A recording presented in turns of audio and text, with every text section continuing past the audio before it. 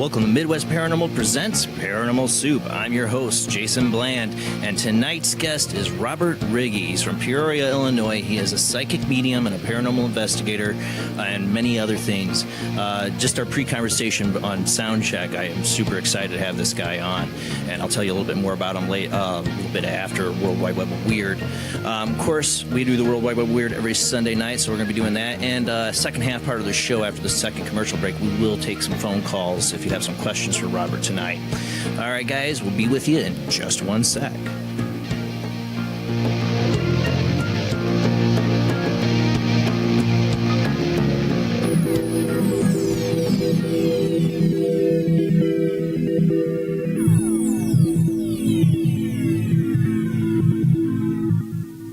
Welcome to another night of Paranormal Soup. I'm your host, Jason Bland, and like I said, tonight's guest is Robert Righi. He's from Peoria, Illinois. He's a psychic medium. I am excited to talk to him about. He's even worked on with Archdiocese on exorcism cases. That's going to be interesting to talk about for sure. And of course, I have my lovely co-host with me tonight, Jamie D. Let me be sure we can get her on screen here. How you doing tonight, Jamie? I'm doing well. I'm really excited after that sound check.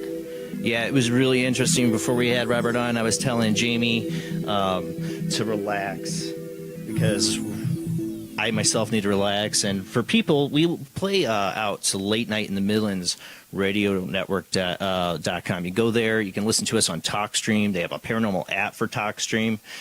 But before the show, I was telling her I'm listening to this song. Brings back childhood memories. It was like I love this song when I was a kid, and only people on Late Night in the Midlands can hear it. So I'm hearing me talk about the song that's playing right now. The people on the radio network can hear it. But I was telling Jamie to relax, and this Robert comes on, and I swear he tells her about some stuff going on. His last words were, "You need to relax," like just right before he got on. So it's gonna be an interesting night.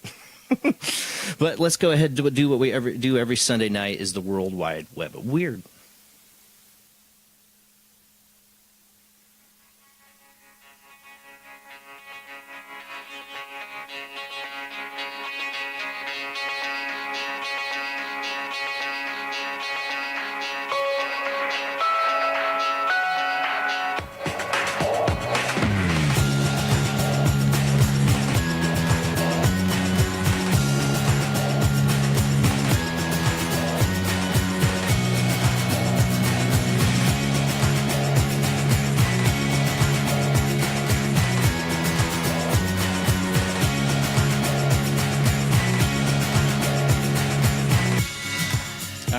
Tonight on the World Wide Web of Weird. This is one that good old Todd Reiner that has been on the panel before. We'd love to have Todd back on again, hopefully sometime soon. He sent us one to our little message group where we share things paranormal and other stupid stuff. But I thought this was really interesting. This comes from the Sun. Dancing with Death. Madagascar plague is spreading because relatives are digging up their Black Death corpses and dancing as part of an ancient Famadihani, totally butchered that, ritual. All right, let me get the share screen up here. For people Late Night in the Midlands, we do show videos and pictures. Tonight's only pictures. Of what's going on with these articles and that. You can check it out. I have been bad about it.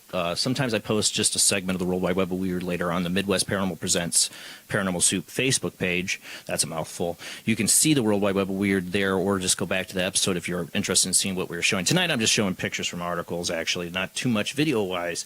But this one, let me get it shared here with Jeff. Dancing with Death, Madagascar plague is spreading because relatives are digging up their Black Death corpses and dancing as part of an ancient Famadihani ritual. I butchered that, I'm sure. Madagascarians have been told to call a halt to the ceremony as it is feared to have contributed to the outbreak that has left 120 dead from the pneumonic plague, and an even deadlier strain of the lethal disease that is known as the bubonic plague. Madagascans have been told to stop the traditional practice of Famadihani Dihana, which sees locals dig up deceased relatives and dance with them before they are reburied. It is feared the ceremony has helped spread an outbreak of pneumonic plague. I did have pictures. I forgot to. Sorry, Jeff. I did have pictures of them dancing with the corpses and stuff, and I forgot to add it to this. I just realized that. You can get this article comes from thesun.co.uk where you can see it. It's feared the ceremony has helped spread an outbreak of pneumonic plague that has left more than 120 dead on the African island. The county's health chief, Will Randamarosha, totally butchered that. If a person dies of pneumonic plague and is interned in a tube that is subsequently open for a Famana Dahana, the bacteria can still be transmitted and contaminate whoever handles the body.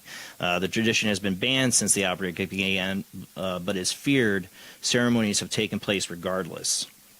And there are a ton of pictures on this article, and like pulling out corpses, and they're all wrapped in sheets, but you know it's not sanitary. One said, I've practiced in at least 15 Famana Dihana ceremonies and have never caught the plague. Well, lucky you. The latest warning came as British aid workers said the epidemic would get worse before it gets better. Oliver Lee Galileo, sorry, butchered that, of the Action Against Hunger said the epidemic is ahead of us. We have not reached the peak. Well, yeah, there's only 120 dead so far, but it makes it sound awful. They always make these plagues sound awful. People, stop dancing with your dead people. I mean, I know it's a tradition. I know people have traditions, but come on. It's just, at some point you got to put the traditions away when they're killing you. Okay, on to number 2 here. This comes from unexplainedmysteries.com. This has been all totally viral. Mysterious void found inside Great Pyramid. Japanese and French scientists have announced the discovery of what could be a large hidden chamber. The tantalizing find was revealed following a 2-year study involving the use of mugography. I totally butchered that, I'm sure. A scanning technique capable of sensing density changes in rock structures to look for evidence of secret rooms inside the Great Pyramid of Giza in Egypt. The empty space that the researchers have discovered appears to be 30 meters long and is situated above the Grand Gallery, the most striking of all the pyramid's internal passageways. We don't know whether this big void is horizontal or inclined. We don't know if this void is made by one structure or several successive structures. What we are sure about is that this big void is there, and it's impressive, and that is what was not expected as far as I know by any sort of theory. This is from Mehdi Tayabi from the Paris HIP Institute. Exactly what could lie within this mysterious space remains for the moment at least unclear. It could be a kind of space that builders left to protect the very narrow roof of the Grand Gallery from the weight of the pyramid, said archaeologist Mark Lehenner. Butchering names left and right tonight. There's also a chance, however, that it could be a whole new chamber filled with ancient treasures. What are we doing? What we are doing is trying to understand the internal structure of the pyramid and how this pyramid has been built, said Cairo University Hanny Hale. Ultimately, the plan is to try drilling a hole in the adjoining wall so that a small robot, gotta love robots, can be sent through to the hidden area to find out what might lie inside. Permission from the Egyptian authorities will need to be given, however, before this can go ahead. They never really did get permission to dig up under the Sphinx paw, which they say there's a hollowed out chamber there that Edgar Cayce predicted. Yeah, I would love to see that done. I don't know. This is really fascinating, though. It is. I want to know what's there. I'm like, so luckily now we got robots that they can send into these places without doing too much damage to the structure, so who knows? Let's hope it's not like a Geraldo Al Capone's lost safe or whatever, something like that, and nothing's in there. All right, so this next one is another one from sun.co.uk. Mom of 3, this is really creepy. Mom of 3 films eerie scarecrow lurking behind her daughter as they walk through the woods. There is a video of this on YouTube. I added it. If you go to my Paranormal Soup YouTube channel, the World Wide Web Weird video playlist, I have that up there. On that list, you'll go all the way to the bottom, the most recent video. I added it. I'm not showing the video tonight because it's really blurry and hard to see the image. I found a captured image and it's very blurry. What supposedly is this, she said he looked like a scarecrow. That's creepy. But you can't tell that in the picture. You just see they have circle it and like some figure slightly in the background. So blurry though. Elsa Brown claims she heard sticks crunching as a man's voice was while filming this video. She heard a man's voice while she was filming it as a pair walked their dog Max through the Coppice Woods in Staffordshire. That's what I believe. The 4-year-old mom of 3 said it was silent and just me and Paige and the dog, but suddenly I heard the sounds of sticks being walked on. I was looking around after I heard that, but couldn't see anyone, so I thought I misheard it. I whispered under my voice, "What can you hear?" And in a reply, I heard a man's voice whisper, "I don't know." It couldn't have been anything else other than the figure in the video that's highlighted here. To me, it looks like a scarecrow or something, but when I've gone back into the woods, there's nothing there. Well, I'm sure he's gone. Elsa had been filming her daughter playing. It was not until they returned home that the family spotted what looked like a figure in the bushes behind Paige. Also said, "It was weird how I heard that and came to review the video and discovered the figure. I'm just a bit freaked out about it, and as a parent, I would be too." She continued, "This isn't the first time I've come across something like this, and I'm into paranormal activity, ghosts, demons. It interests me because I know it's also real." Elsa says she has since returned to the same spot several times and claims it scares her other dog, Tyson. She explained, "He wouldn't leave my side, whereas normally he'd be off. He was leaning against me the whole time or just stood there like a stuffed dog. He wouldn't move or anything he must have been terrified." Elsa's asking others with an interest in ghosts and ghouls to take a look at the footage and see if they can explain the spooky happenings. I've looked at the footage. It's so quick. I mean, this frame they caught here in show is like that quick. I mean, So it's like one frame. move? You do see movement. It's not just a still frame they took from a video. You do, but it's so quick. It is so quick. That's why I didn't even bother to play the video tonight or show it. I mean, it's so hard. It's so hard. It's a longer video. They need to make. I wish I had time to edit it down to just the spot where this figure shows up. It's just once, and I think the video is like 2 minutes, but it's a long 2 minutes because there's only that split second where you see it when she's walking. It's very shaking all over the place. So I didn't even bother editing or getting a chance to edit it. Can I just say, distance-wise, that seems kind of weird. Like, it doesn't. Something like seems weird about the distance. Like he's crouching down, though. I don't know where they get the scarecrow thing either. It's so blurry, it's so hard to tell. But I don't know. It's weird though. It'd be creepy. Okay, let's go on to number 4 here. Love this topic. Express.co.uk. Aliens on Mars. UFO mothership is on red planet, claim spotters. UFO hunters are convinced they have spotted an alien mothership on Mars. This is by Sean Martin for the Daily Express, or express.co.uk. Video is uploaded to YouTube by Paranormal Crucible, of course. Shows what they claim to be a 1.3-mile long spaceship sitting on the red planet. This would be like a Star Destroyer, man. The narrator in the video says that it's proof that an alien spaceship crash landed on Mars, where it has remained for thousands of years, where it has degraded over time. A description beneath the video reads, "I have processed, colorized, and rebuilt the object, and in my opinion, it's a craft of some kind, possibly tens of thousands of years old." The images were taken by NASA Mars Global Surveyor, which snapped pictures of the planet until the space agency lost contact with it in 2006. I don't know. It just could be a rock formation. I mean, to me, what makes this... It is weird. I can see where they could think. I should have had that picture. I'm sorry, guys. I'm slacking tonight. But there's a picture he made of this with like a ship. Like he kind of colored in like the back burners and made it look like a spaceship. Like drew on it, you know. But could it be like space junk? Like, can stuff fly through space and like have stuck in the planet somehow? Or it's just a weird rock formation from flow of water or something when like Mars used to have water. I don't know. Like a crystal. Or is the spaceship? It looks like a crystal. I mean, I can see why he says it might be a spaceship. I could see it. You know, I can see it. But is it just a rock formation? I don't know. Send the robot. Yeah, well, NASA won't. You know they won't. They've already got a secret base on Mars. They probably already inspected this ship. Yeah. All right, well, let's move on to the next one here because we got a good guest tonight. All right, so this one comes from the New York Times. Police find several heads in coolers in serial killer case that stuns Japan. This is from Tokyo by Hisaku Uno and Austin Ramsey, who probably translated it. Tokyo. Police search for missing Tokyo woman who had sought a suicide partner led them to a townhouse where 9 mutilated bodies in coolers containing heads covered in cat litter. Japanese media reported Tuesday. The townhouse tenant, a 27-year-old man identified as Takehiro Shirishi, was arrested on the suspicion of murder. An investigation escalated into fears that he was a serial killer. Accounts by the national broadcaster NHK and leading newspapers describe Mr. Shirishi's second-floor townhouse in Zama, Kanagawa Prefecture, southwest of Tokyo, as something out of a Halloween horror movie. They quoted police investigators as saying they first found the heads of 2 victims in the cooler box, obscured by cat litter to mask the smell, at the entrance of the second-floor apartment, and other heads in the cooler boxes elsewhere inside. Neighbors were quoted as saying a smell that resembled sewage had been wafting from the residence. The decomposing remains of 8 women and 1 man were found in the apartment. Mr. Shirashi admitted to the investigators that he had killed 9 people since moving into the apartment in August, dismembered them in the bathtub, and then threw some body parts in the garbage, according to the Japanese press accounts. A saw apparently used to dismember the victims was also found in the apartment, the press accounts said. NHK and others said the police had initially been investigating the disappearance of a 23-year-old woman who had posted a message online saying she was looking for someone to commit suicide with her, which is, you talk about the suicide force in Japan, and the rate of suicide there is so high. You got to think for a serial killer or looking for, for somebody who's like looking for suicide packs, that's probably more common there than it would be here. It's probably a smorgasbord. But they don't hear about it often. Camera security footage from a nearby train station showed Mr. Shirashi and the missing woman walking together. The Japanese news reported on Tuesday, crowd reporters gathered around a townhouse which the police had blocked off with yellow tape.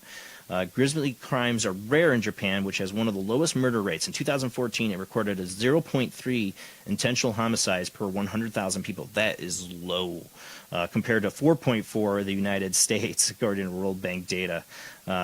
Crime has even been steadily declining in recent years, so they don't really have like serial killers like we seem to do in this messed up country. So it's kind of weird to get that out of Japan. All right, let's move on here to number 6 in the World Wide Web of Weird. This comes from dailymail.co.uk. I've always said a medium or psychic should never, and I know all the mediums I'm friends with agree on this, should never tell somebody they're going to die, like in some time period or whatever. They just shouldn't. It just should not be done. I even knew somebody who said he could see people's deaths. That was his one psychic ability, he could see people's deaths. And I don't know if he was full of BS or whatever, but he said he wouldn't tell people. He just knew. He always knew how somebody was going to die. I don't know how true that was, but he wouldn't tell people. He said that's one gift he could never even use, really, unless he thought he could save somebody. I believe it, but I agree. Yeah, well, this one, she didn't see that coming. Woman sues French fortune teller who told her she would be dead within 6 months. Not a good idea. A French woman is suing a fortune teller who told her she would be dead within 6 months. The 35-year-old claims she suffered severe psychological trauma after a doom-laden prediction by a telephone clairvoyant. What were you thinking, lady? Last July. The woman from eastern France paid $25 for the premium rate call in which the medium said her doctor had wrongly diagnosed stomach and chest pain she had been feeling.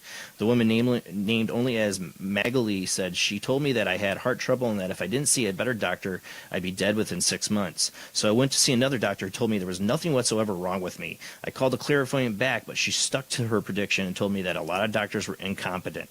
I think you're an incompetent medium. I'm just sorry. I began to feel so traumatized I saw a therapist who advised me to take legal action against the clairvoyant. So now I'm seeking damages through the courts.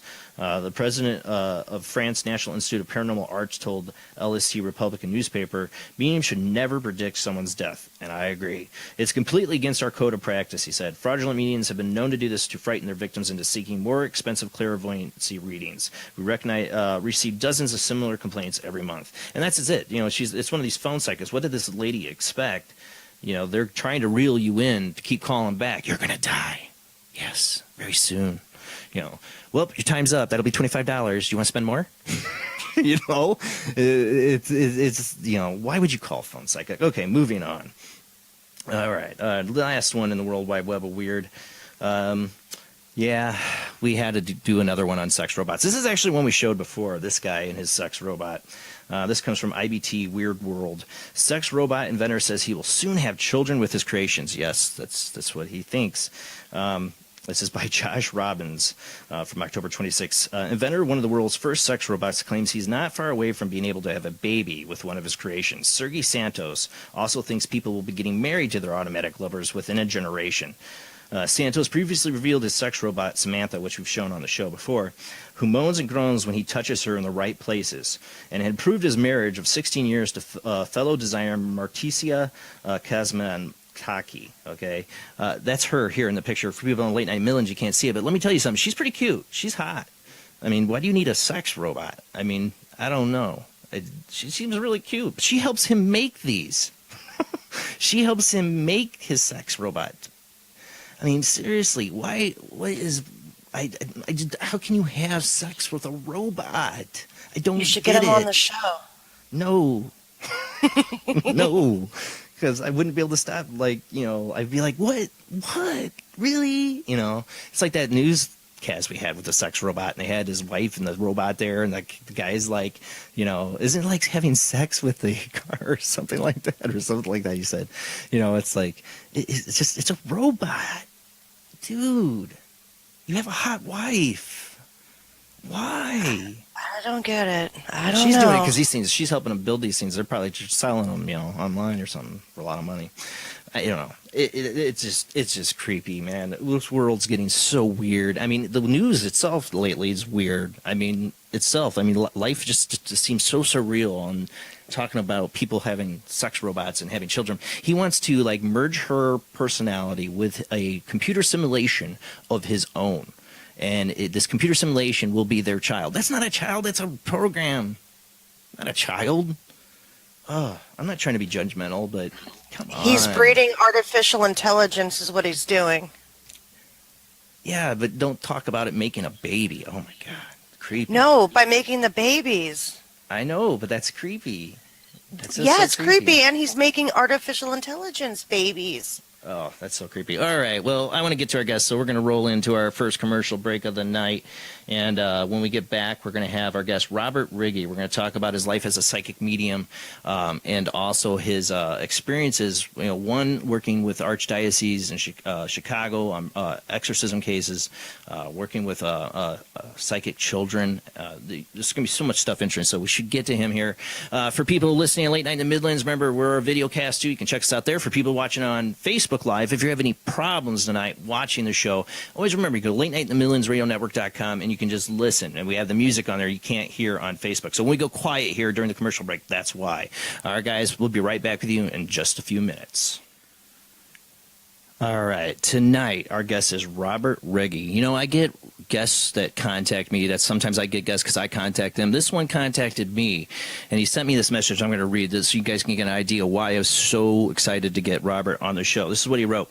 Good afternoon, Jason. I'm from Peoria, Illinois. I wanted to tell you something, just a little something about myself. I'm a psychic medium, 63 years old, born in Peoria, Illinois. Went to the University of Florida. I have a master's degree in forensic psychology, as well as clinical and social work. With my first experiences, my first experiences were when I was 4 years old, and it had just gotten stronger and stronger. I do many public as well as private events, do many readings, have been on several radio programs here in the United States as well as in Canada, and been calling on the Calling Out of Minneapolis, Minnesota Paranormal Lounge, also Ghostly Cafe, where I did 5-part series. Also been involved in exorcism sanctioned by the Roman Catholic Church of the Archdiocese of Chicago. At this very moment, I'm working with 10 different families and their children, which I call the Children of Paranormal. I reassure their parents and their children that they are not in need of psychiatric care. I'm mentoring their children to use their gifts and talents wisely and appropriately. I also volunteer at a hospice in Peoria. I work with children in their homes in their very last days of their lives, their earthly lives. So I was like, for sure, I have to get this guy on this show. So let's go ahead and get the interview started.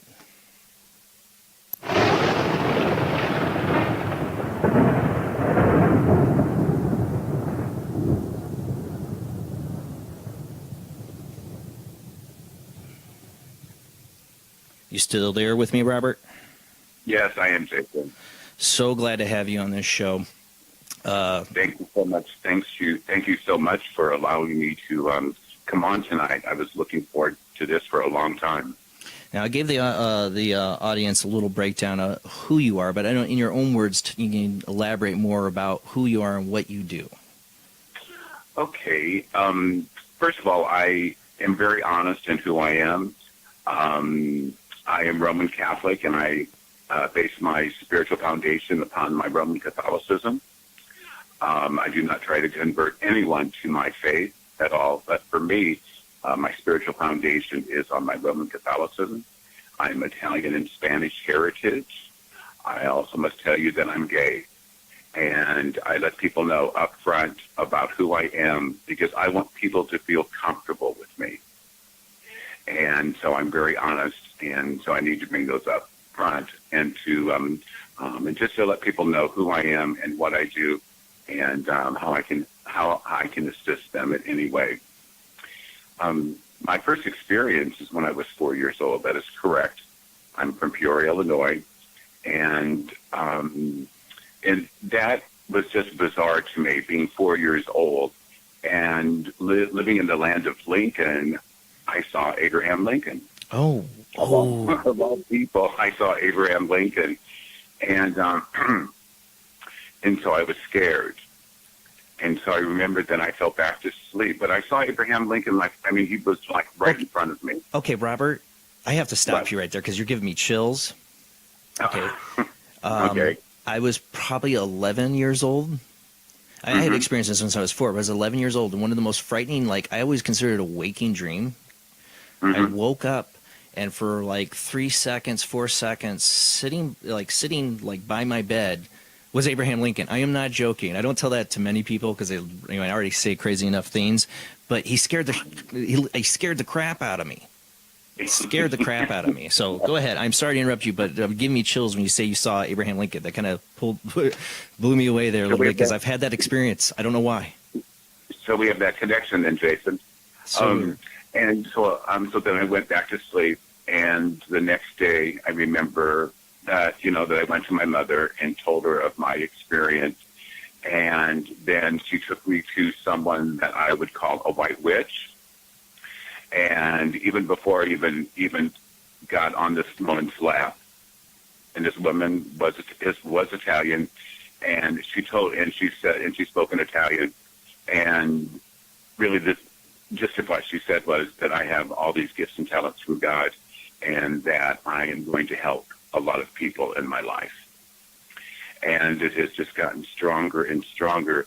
You have to realize I was born in 1954, and during that time in the 60s, it wasn't talked about too much because a lot of people would think that I would be, or people who are experiencing the same things that I would be experiencing, that we had some psychiatric problem. So I kind of shoved it really down deep. But even with that, I continued to see things, hear things.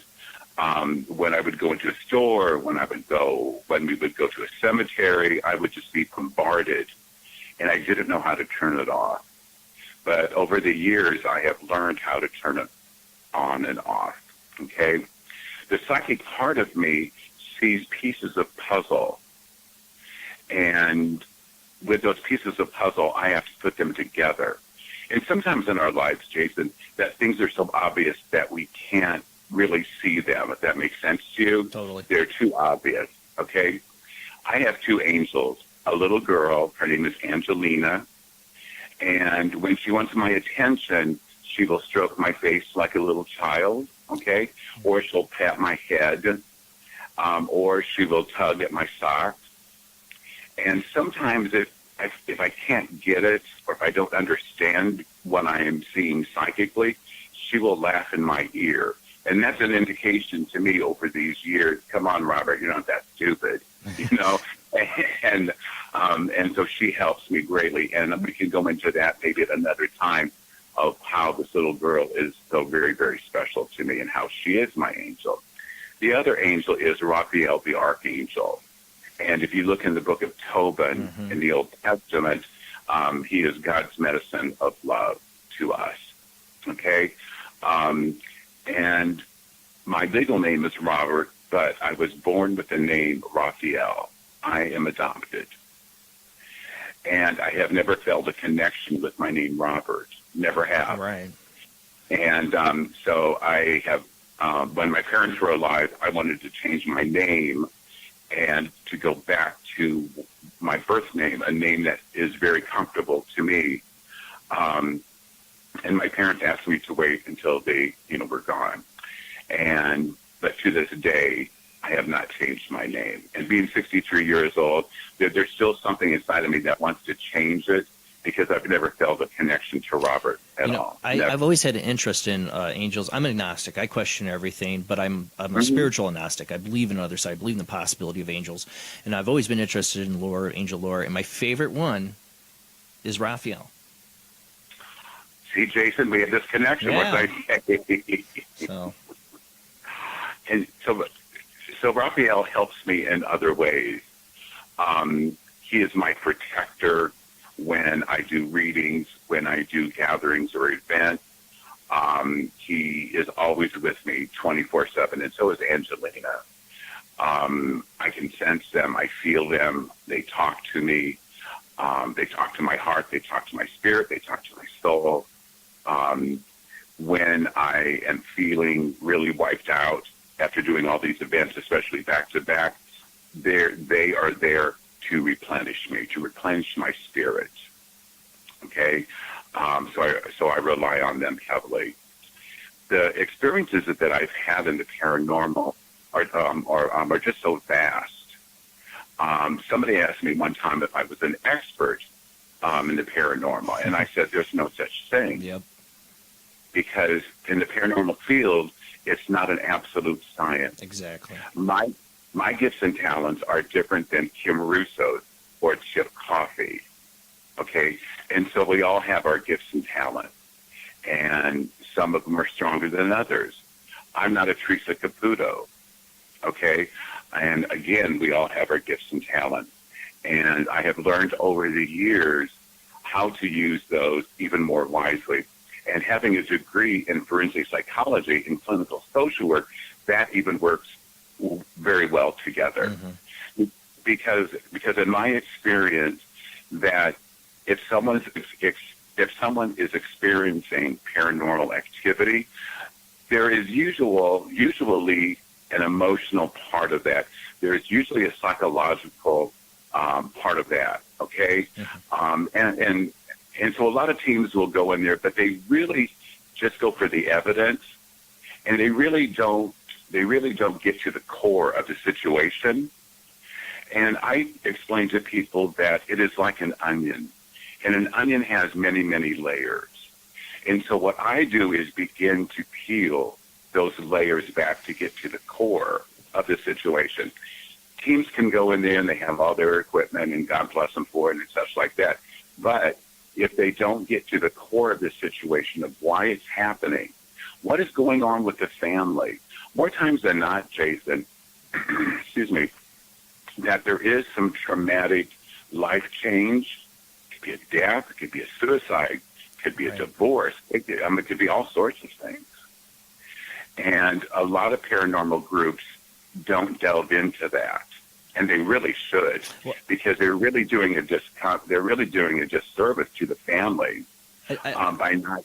Go ahead. I was to say really quick. I mean, you've met a lot of paranormal teams doing what you do, but I'm finding more and more these paranormal teams don't want to do residentials, don't want to work with families. They're just doing these big locations, paying a lot of money for it half the time.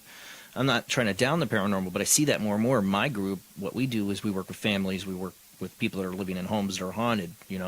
That's where my interest lies, and that's what to me is more interesting. And I love history and I love these big locations and all that, but my interest is what, like you said, it's a lot of these layers and what's going on with the activity in the home. It's the history of the home. It's the family's history. It's environmental factors. There's a lot going on, and to me that's the most interesting dynamic. And you're very correct. It is. And again, that a lot of teams don't know how to delve into like the social history. Mm-hmm. They may ask like what's going on and stuff like that, but they don't delve into the nitty gritty of it. And that's what I get into. That's what I really delve into, is the nitty gritty part of it.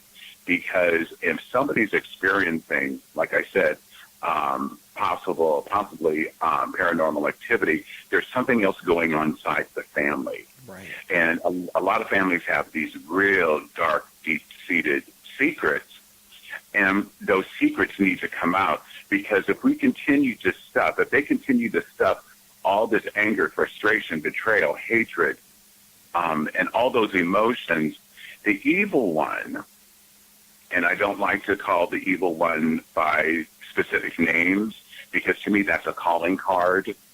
Okay, so I won't mention names of different demons and such. It's like saying Lord Voldemort and Right. Harry Potter. Right. Yeah.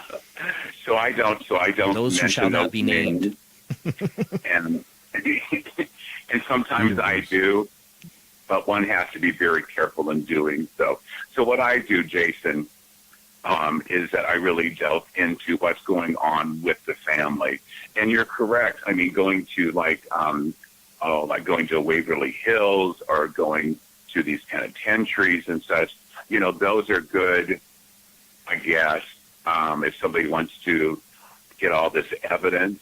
But like groups continue to go to those places and they know that they have the spirits in them, okay? Right. And so what are they going to do about them? Nothing. And for me, I think that I was created to assist these spirits also to move on. And a lot of teams, they're just going in there and they get all this evidence and EVPs and such like that. And that doesn't interest me. What interests me is to get these spirits that are lost. They feel that they need to stay in these prisons or these asylums, but they really need to cross over. They really need to cross over to get some peace. When I go into like an asylum and such like that, I go in first and I say that I am here to help. I am not here to provoke. I'm here to help you to cross over. And I would do anything to help any spirit cross over. And a lot of times people go into these asylums in different places where there is a lot of despair and sorrow and pain and all sorts of those real negativity. Okay. And yeah. And so what happens, Jason, that a lot of times they get scratched or they get their hair pulled. But they must realize that in that environment, that these people who are being confined, especially in asylums, a lot of those people did not choose to be there. Oh, yeah. A long time ago, Jason, you could leave a child who could possibly have Down syndrome or maybe be mildly retarded, okay? And they would be just left there. So what happens is that when you put those children who may have some type of mental disability, and you put them around people who have even a deeper disability, those children are going to pick up that behavior, okay? And back in the day, as they say, that there wasn't a lot of workers, because I worked at an institution, two of them did some internship at Woodward State Hospital School. And when you are working with 150 residents, they used to be called patients, inmates, okay? And there's only 4 people working a shift. There's not time to have that closeness. Right. So a lot of these people, these spirits will reach out and grab somebody's hair or possibly grab them, scratch them, but that is just their way of saying, I need help, because that's all they know is violence. And so when I see people like Zach on Ghost Adventures, which I don't like that show at all. I don't even watch it anymore. I just don't. Yeah, I don't. And so I don't know if you watched that show or not. Do you, Jason? I did early on, and from the moment I saw him, I hated his style. I got to admit, the only thing I liked about it was the lack of a camera crew. Once they did the investigation, they were in the lockdown. It's just the 3 of them. I like that concept. I like that, but I've never been one for the provoking the way that they do, and feeding in that kind of negative energy, and blatantly just trying to piss stuff off that you don't even know what you're dealing with. Right, and also that a lot of people watch these shows, and there's more shows now than ever on. But let me tell you, the reality of it is that spirits just don't come out like circus animals. Yeah, well, yeah, it's like trying to dance monkey dance, Right. And so a lot of times, and everywhere they go, only one time I saw Ghost Adventures where they went to, I think it was in Kansas City, at some train station someplace, I think, and nothing happened. More times than not, Jason, that you go into a place and you will not feel anything, nothing at all whatsoever. But on these TV shows, my God, I mean, you think that things are happening 24/7, and they're not. And everything's a demon, coming out of the ovulus. Mm-hmm. Right. And so, but basically what I do is try to help these spirits cross over, okay? And in particular, trying to help these families realize what's going on, okay? Have I dealt with the evil one? Yes. And I tell people that, well, some people will say, well, I know there's a good spirit here and there's some bad spirits, so I just want the bad spirits to leave.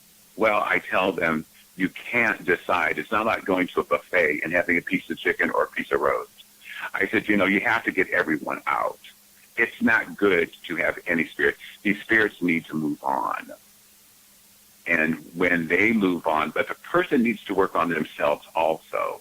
Because like I said, Jason, there is a connection of why all this activity is going on.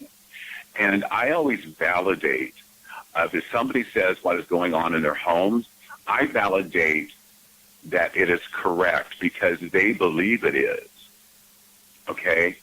And because in psychology, if someone would come to you and say they're experiencing what, okay, and being a psychologist, and that I would validate because that's how they feel, okay? So then what you do is that you go down this path with them and experience what they are experiencing, okay? There are a lot of times that I am helping a family and they're having all this, which they think is paranormal activity or spirits, okay? And really it comes from their children and themselves. Like a psychokinetic kind of activity? Yes. I got a call 3 years ago now, from this family in Chicago. And this gentleman was ready to put his daughter into a psychiatric center because she was experiencing all of these things. Well, she was 13 years old. Oh, yeah. She was hormonal. And she was doing things unintentionally.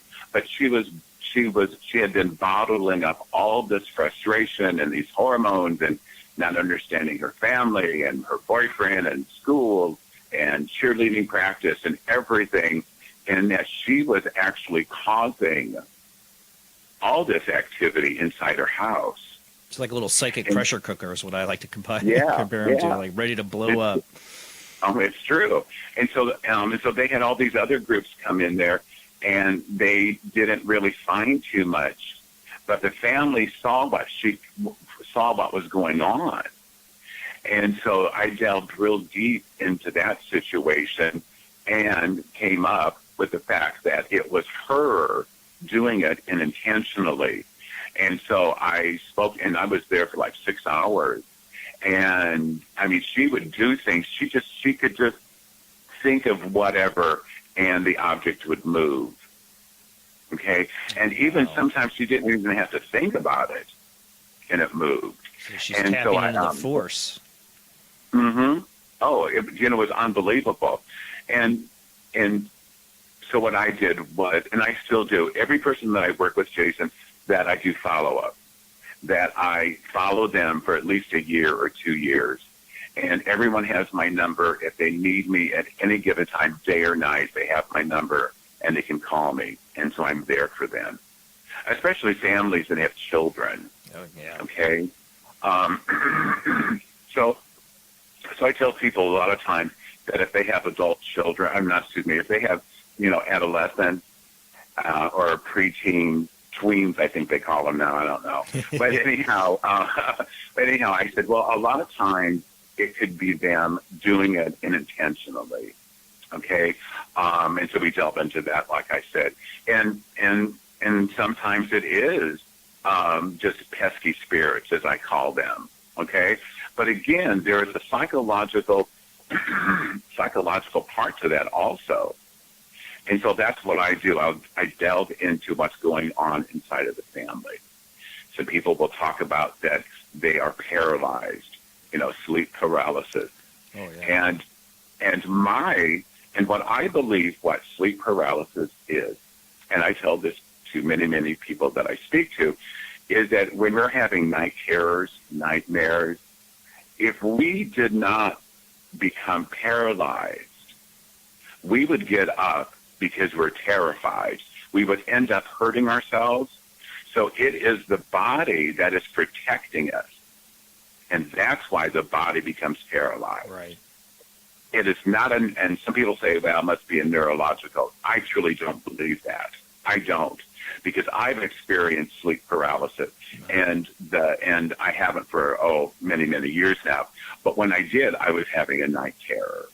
I was having a nightmare, and then I realized that it is the body's response to keep us safe. And so that's what I tell people that it is. But a lot of people, like in other spirit teams, will say, well, it's because of, other like physical problems and such. And maybe there is. But the majority of people who do have sleep paralysis, they don't have sleep paralysis when it is a good dream. Okay? They only have sleep paralysis when it's a nightmare or night terror. And so I tell people that they are okay.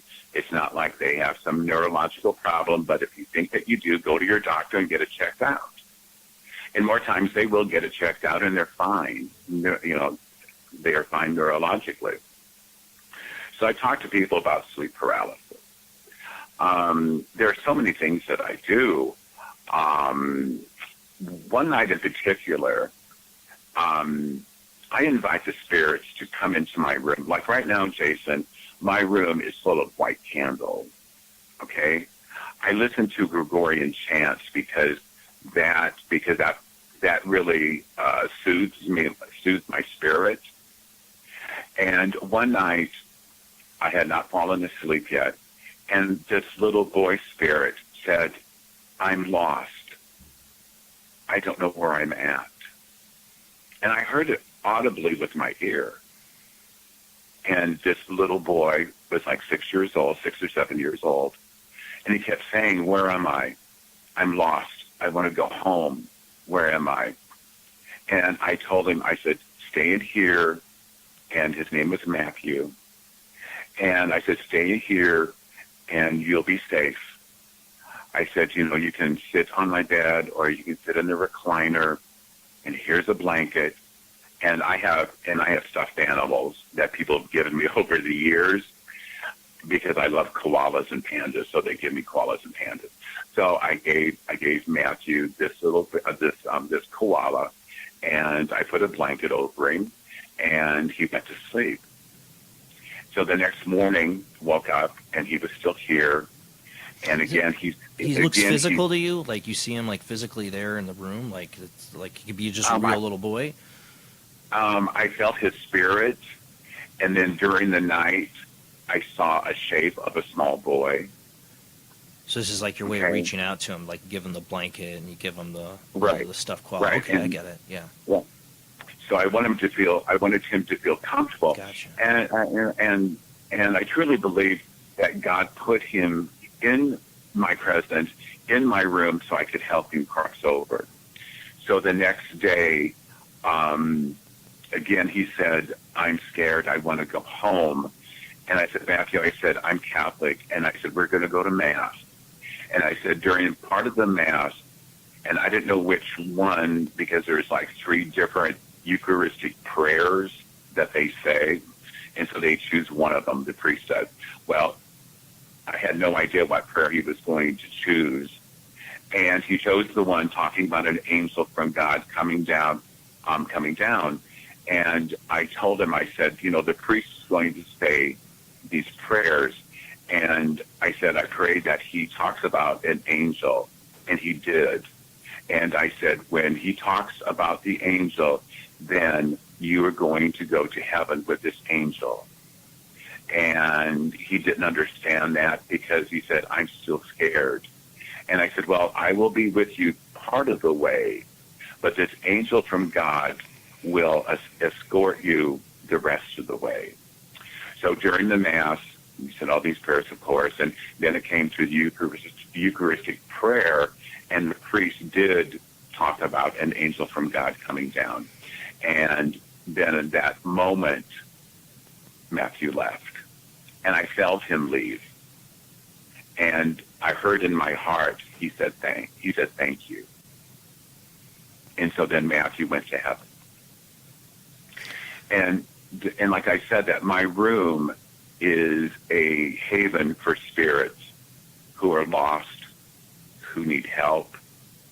And one night, Jason, I was so tired, freaking tired from doing several events back to back. And I said, listen, I said, anybody can be in here tonight if they want to be, but I don't want to hear any burping or ticking or knocking or farting or laughing or anything like that. And then all at once, I heard, oh, shit. We're on the radio. Watch the language. Yeah, I heard it with my ears. And I said, okay, everybody out. Everybody out. Everybody leave. Until they did. So I was going to ask you, is like, you got to have your space at some point, you know, and like, okay, everybody get out. I need my space. Mm-hmm, really. And so we all do. And psychic mediums, we have a lot of physical problems if we don't take care of ourselves physically, emotionally, and spiritually. And so there is one day a week. I don't tell people what it is because I don't want people to feel that they can't call me or contact me. But there is one day a week that I take just a spiritual day for me, not a religious, but a spiritual day for me, just to revamp and just do what I need to do for myself. But on the other hand, if I get a call from somebody, I'm right there for them because I truly believe this is what I'm created by God to do. Now, you also, I was going to say, I mean, you talk about like the child ghosts. You work in a hospice for children too that are passing along. Is that like, are you using your abilities for these children that are, you know, terminal, helping them cross over? Yes, I do. By the time I get called into a case that the child is very near going to be leaving this earthly dimension for a heavenly dimension, okay? And so it could be like 6 hours to 12 hours before that I'm called in, and I do whatever the family wants me to do. I do whatever the child wants me or needs me to do if they can verbalize it. But a lot of times I pick up psychically of what's going on with them, and so I know how to assist them. In particular, this little boy named Luke. And Luke had cancer. He had a cancerous brain tumor. And they did everything for this little boy. Everything. But nothing could be done for him. And so when I got called in, and I usually know about the case, they usually give me an update before I even go there, so I kind of like know what's going on. But even with that, I can still feel and sense of what's going on too. And so I walked in, and his family was very loving, very giving. They were just spent. You know what I mean? It was just, they were just wiped out. Yeah. And so Luke goes, do you believe in angels?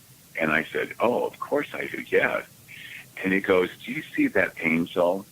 I said, is that one over in the corner that's real bright and has a lot of gold? And he's getting closer. And he goes, yeah. And I said, and he goes, why is he getting closer to me? And I said, and I told Luke, I said, he is going to be taking you to heaven. I can go part of the way with you, just like with Matthew, just like the little boy that we were just talking about. Mm-hmm. And so with Luke, I said, I can take you part of the way, but this angel who's coming closer to you, and very soon you will be smelling this beautiful, beautiful, beautiful flowers. And the angel was getting closer, and Luke's respirations were changing. His breathing was becoming more labored. So I went to get his mom and dad. I said, this is the time for you to crawl in bed, to hold your son, to talk to Luke. I can't even imagine. This is the last that this is going, like this is going to be it on this, in this dimension. And so they did, but it's very hard for them. I mean, to hear a mother wail and cry. I can't, as a father, I can't imagine any worse hell. Because it tears me apart. And do I cry? Yes, because I feel their pain. I feel their anguish. I feel their frustration. I feel their anger also. Yeah. Do I cry with them? Yes, I do. If I didn't cry with them, there would be something wrong with me, and I would not be in that field, Yeah. And so the angel came closer, and I saw the angel also. And the angel came closer. Beautiful, beautiful male angel, just beautiful. And he was smiling. And when the angel's smile got bigger, broader, so did Luke's. But on the other hand, his breathing became more labored and labored. And so his mom and dad were in bed with him. And so they were holding his hand, and I was around Luke. I was stroking his head and telling Luke to follow, to follow the light. And I said, this angel is almost here. And he said, and he just nodded. And then within seconds, Luke took his last breath, and then he went to heaven. And a lot of times, Jason, that you will see physically with your eyes, you can see their spirit. If you talk to a lot of hospice nurses, I've heard they this. will also tell you of their experience seeing their spirit like a mist. Mm-hmm. And so then Luke, passed from this dimension to the next. I gave his mom and dad some time. But it is most difficult, Jason, at best, to console a mother and a father who have that their son or daughter just passed. I don't say lost because they're not lost. We know where they're at. Okay? We didn't lose them. Okay? We are more spiritually bound to them in the dimension that they are in compared to the physical dimension, if that makes sense to you. Mm-hmm. And also, what I also encourage the parents to do, it's very in our Judeo-Christian culture, and we did this centuries ago, that we would bathe the body of a loved one that has just passed. And so I encourage the parents, if they can do it, to bathe their son or daughter for the very last time. It is a very loving act, because a mother and father has bathed that child numerous times in their lives, in the child's life. So this is the last act that they can do physically. When the mortuary people come, I insist on this, is that when they put the child into the body bag, and I don't mean to be disrespectful, but that's what they call it, I encourage them not to zip it up in front of the parent. Yeah. That is horrifying to parents. Also, what I insist also, if the parents want to do this, to be with the child, carry the child out to the hearse, and after they have left, and then zip up the body bag.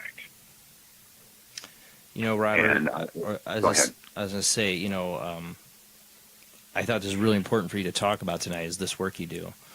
But man, it's hard for me to listen as a parent. I'm empathetic, to this, to a lot of people's situations. And this is the one that it's hard for me to listen. It's so hard. To me, can't imagine anything worse. And for you to go into that situation and to help people, to consult people, I mean, I know you don't like to be, somebody to toot your horn on it or anything like that, but I honestly think it takes a really strong person, a person that Really I don't even special. really special. Yeah, Really that's special. really special to do this. Well, I believe, like I said earlier, Jason and Jamie, that, we all have gifts and talents. There are some things I know that I can't do that you do, you know? And so God has blessed me with this. Does it take its toll on me emotionally? Of course it does. If it didn't, then I would not be in the field. Right. You know what I mean? Because it does. And I stay with their parents as long as they need me. If they don't need me, and then I will just leave. But if they want me to stay, and then I will. One of the questions that they ask them most times is, do you think that their child will come back to them in a dream? And I tell them that I said, for all of us, and my tombstone is going to say, I have now just begun the greatest journey of my life. And it is, when we cross over, that is the most intense, exciting, thrilling journey that we will ever be on. It's the undiscovered country. Yes. And I tell them, I said, in time, God will allow your son or daughter to come to you in a dream. But right now, you are grieving so deeply that if your child, and I say this to adults also, that if your loved one came to you in a dream right away, you would want more and more and more. And I would never want to leave the dream. If I'd lost my child and came to a dream, I wouldn't want to leave the dream. I wouldn't want to leave. Right. And a lot of people end up calling psychic mediums because they want to know, is he okay or if she's okay? And, why don't they come to me and stuff like that? And a lot of people who say they're psychic mediums are really abusing the gifts and talents that they may or may not have, if that makes sense, okay? Because people are desperate when a loved one has passed. They want to know answers, and there is a grieving time. There's different stages. There's anger and there's denial and all sorts of things, and we all have to go through those. Does time heal? No, time never heals. What happens is that we begin to continue our lives. Do we still love the person who has passed? Of course we do. Yet our lives continue. I have seen people kind of stuck in this grieving for years and years and years. And that is just not good for them physically, emotionally, or spiritually. And they're kind of stuck. And sometimes I've gotten calls to help those folks I can imagine. to get over the hump. And a lot of times they feel that if they don't grieve openly, that people will think that they didn't love them, didn't love their loved one who's passed. And I said, no, that's not true. Because we all grieve differently. May I interrupt? Yeah, go ahead. Yes, go ahead. I've started experiencing loss of loved ones when I was 5 years old, and watched my mom cry when the woman that raised her had passed away. And it took me until I was probably in my 20s before I ever cried, and I used to feel so rotten that I never grieved that way. Now I grieve differently, but I used to feel that way a lot. And a lot of people do. I mean, I know some people that they have told me, well, I haven't cried yet. And I said, maybe not physical tears, but emotional tears you have. Right. And so we all grieve differently. If we all grieve the same, then we wouldn't be having this discussion. Right. And so each of us grieve differently. I tell these parents that now you need to take care of yourself because God is taking care of their child. It's not that you don't love them any less at all. Not that at all. But it's just the fact now you need to begin to take care of yourself. And a lot of times parents feel that they can't. They can't go on vacation and they can't do this and they can't do that because in our society our society is kind of screwed up. Oh, kind of? That's an underestimate. Well, it is. And it's just the fact that that people think that they have to have this mourning time, like 10 days, 20 days, a year, whatever it is. And I said, that you will know when you're ready, okay? But life continues, What is most difficult, Jason, Jamie, is when these mothers, when their children die at a very young age, and they're not able to conceive another child. Yeah. That is most difficult. And I said, listen, if you're angry at God, be angry at God. Tell him how damn angry you are. Cuss at him, yell at him. Do it. Get it out. Don't stuff it. Yeah. God is not going to condemn you. He's heard it before. That's what I say. Yeah. And my spirituality tells me that we have a loving and just God, okay? And he is there to help us, okay? And so if you're mad at him, damn it, tell him that you're mad. Tell him that you're mad at him. Get that out. And that is part of the healing process also. Now, we do have to come up on our commercial break, our last commercial break here. Okay. When we do get back, I do want to talk, I would like to get in the conversation some of what your work with the Archdiocese on exorcism. Okay. Because it's, we can do that. it's kind of one of those subjects, not many people get to see that, a real exorcism or be involved. So something I definitely have some questions and love to hear your experiences. So we're going to go ahead and go to commercial break now, and we will take some phone calls too when we get back. You'll be able to call in on the two Skype lines. The phone line's down tonight because I got Robert on it, but we'll have the two Skype lines. I'll give those out right when we get back from the commercial break. All right, guys, we'll be back in just a few minutes.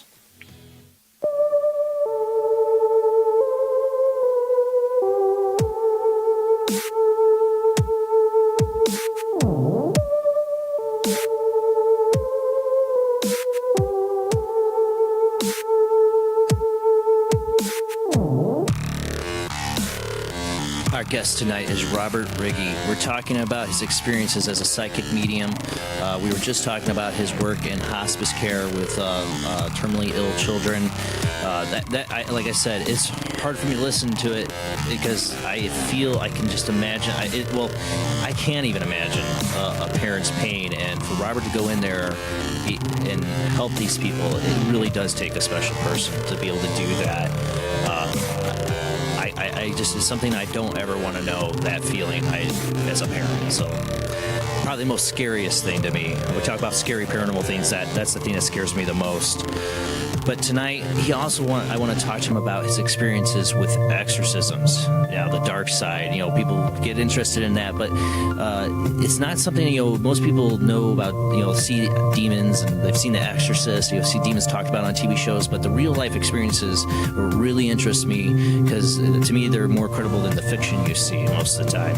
All right, guys, let's get to our guest.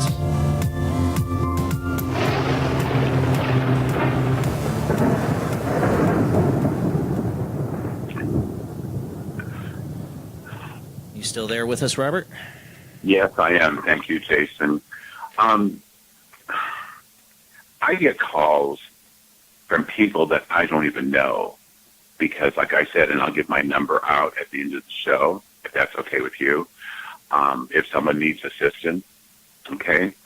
And one night, it was about 1 o'clock in the morning, my phone rang. My phone's always on. And I answered my phone, and this gentleman said, "My name is Kevin." I can give his first name. And he lives about 60 miles away from me, west of Peoria, in a very small town. I'm not going to say the name of the town. But he called me, and I said, "How did you get my number?" And he goes, "From a friend of a friend," that type of thing. And I said, "How can I help you?"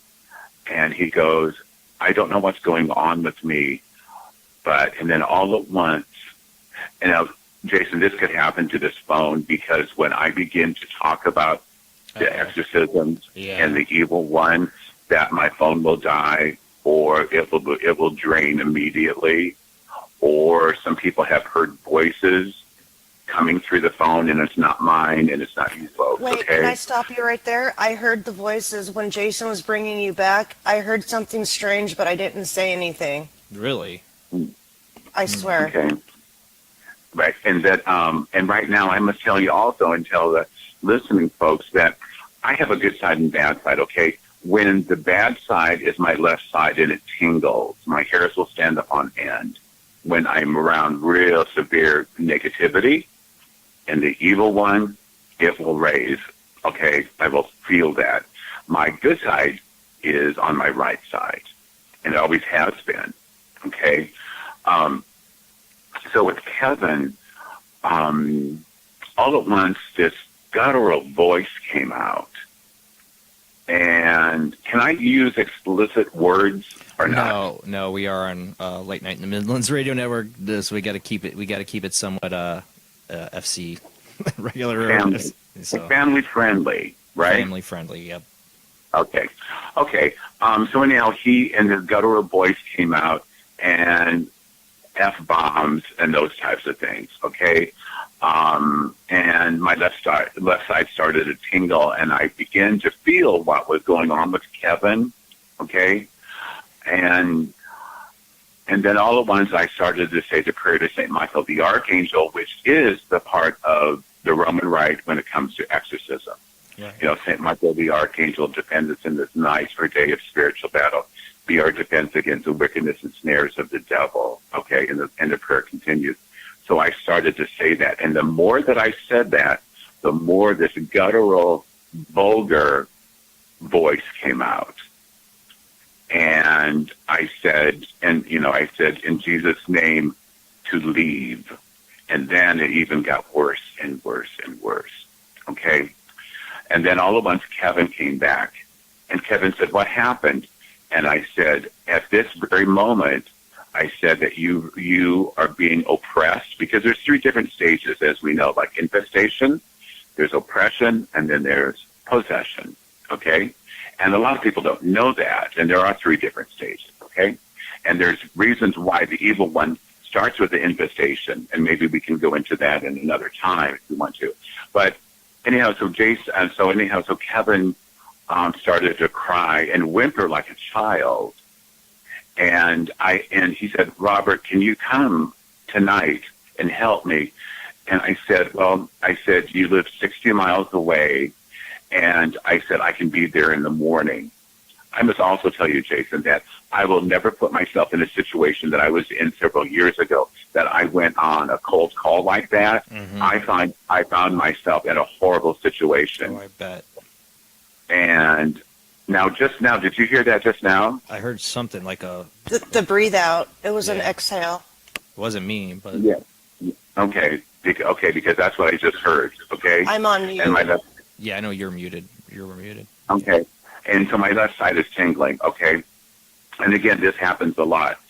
But anyhow, and so I told him that I would be there in the morning, and then all at once, this guttural voice. And right now, my left side is tingling.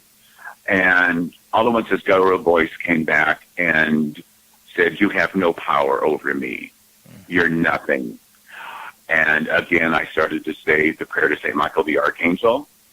And then I started to do a litany of the first martyrs in the Roman Catholicism in my church. Okay. And it just started to laugh even more and more. And then Kevin came back. And now, did you move something? No, I heard that too. Okay.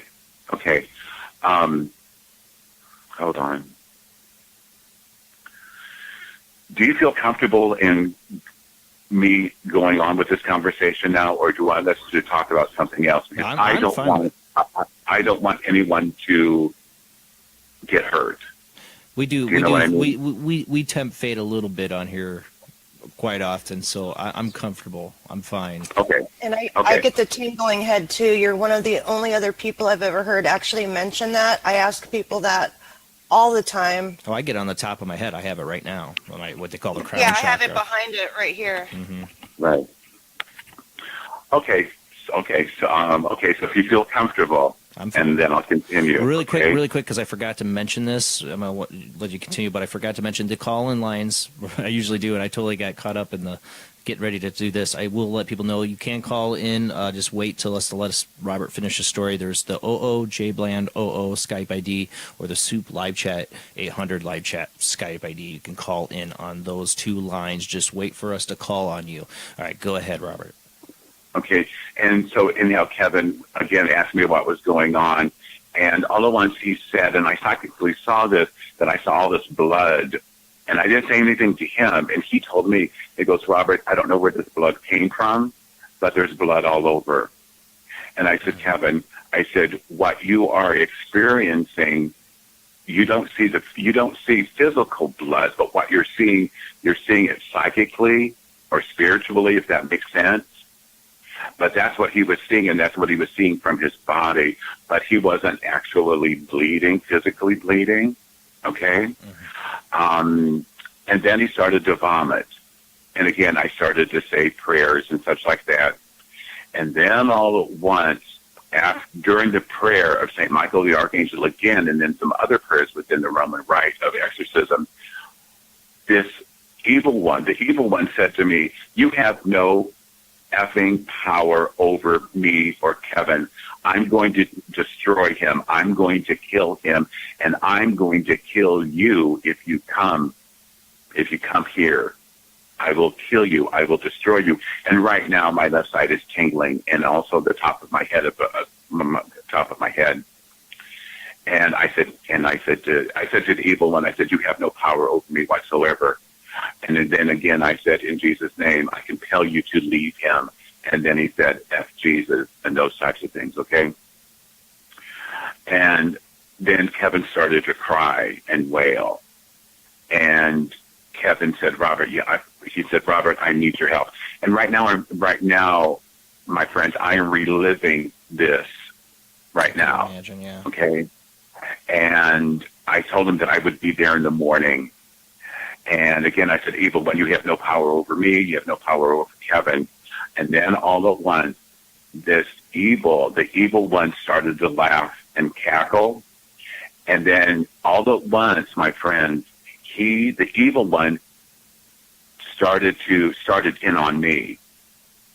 And he said, I know who you are. I know what you've done in your past. And he started to tell me, the evil one started to do this litany of things of who I am, about me being gay, about me being adopted. Now, I don't know Kevin from Anna Marie, okay? And just the fact that the evil one was telling me things that only I would know. And then I knew, and I felt it before, but I knew that he was truly possessed. But again, within the Catholic Church, that there is a protocol to go through to make sure that the person is not psychologically ill. Right. Okay. So I told Kevin, I said I would be there in the morning, and I was. And well, see what happened also during that time, the phone went dead, and it went dead several times. Just nothing. And I tried to call him back, and he wouldn't answer. And then he tried to call me back, and just nothing happened. But by the grace of God and the help of St. Michael the Archangel and my angel, St. Raphael, the Archangel Raphael and Angelina, that the line opened then. And then I talked to Kevin and said that I would be there in the morning, and I was there in the morning, and I took the Monsignor with me. And the Monsignor talked to Kevin by himself. And during that time also, the evil one came out then. And the stench, when the evil one rears his ugly head, the stench is unbelievable. If you ever smelled rotten meat, rotten flesh, anything like that. What does it mean if I smell that on somebody that's just, on the street, or run into somebody you haven't seen in a long time and they just totally give you the creeps and you smell that off of them? Because I've had that experience. Right, and then you know you need to get away. That's exactly what I mean. Yes. And so I mean, it was just unbelievable, and I had smelled it before, and so has this Monsignor, and again we brought holy water. Well, we brought two types of water, holy water and just regular tap water to see how Kevin would react. Right. Okay? And so first we did just plain tap water and nothing. And then about 15, 20 minutes later, it was the holy water. We also brought a crucifix with us. Okay? The priest, the Monsignor, put a religious stole. It's something that the priests wear, like, for different occasions and such. Right. And so he put that around Kevin, and all at once Kevin started to scream that it was burning him. And so when we took it off of him, that his neck was red. Mm. And prior to that, Kevin never touched his neck whatsoever. Okay? So Kevin called his girlfriend, and she came over, and so we were just discussing some things that we could do or that we needed to do. And one of them was to make sure that he wasn't psychiatrically sick. I knew that he wasn't, but still people need to have, like, to be checked out psychologically as well as physically checked out. And so we brought him and his girlfriend to a doctor. They did all these tests.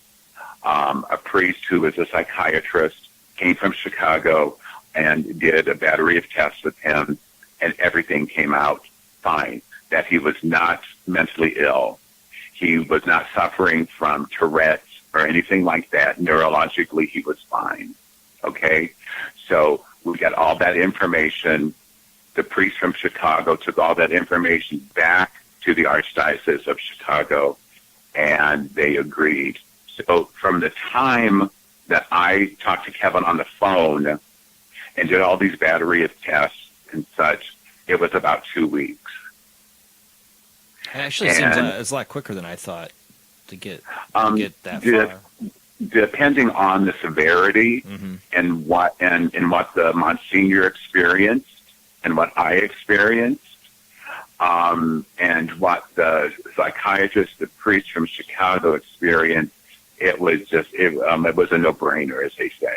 Okay, and again, Kevin had to agree to this. If Kevin never agreed not to this, not having an exorcism, then we couldn't do it. The person has to be willing to have an exorcism. I have a question on that. Sure. Do they have to be Catholic? Like, no. No. Oh, no, not at all. More times than not, the person has been already baptized. Okay, and so they maybe went to church when they were little or growing up and such like that. But no, I mean, because I know the Archdiocese of Chicago, they have performed a lot of exorcisms on non-Catholics. Okay. They have gone to their own church first for something called a deliverance, and it wasn't successful. And we can talk about that later, why it wasn't. But anyhow, so Kevin agreed, and there's forms to fill out.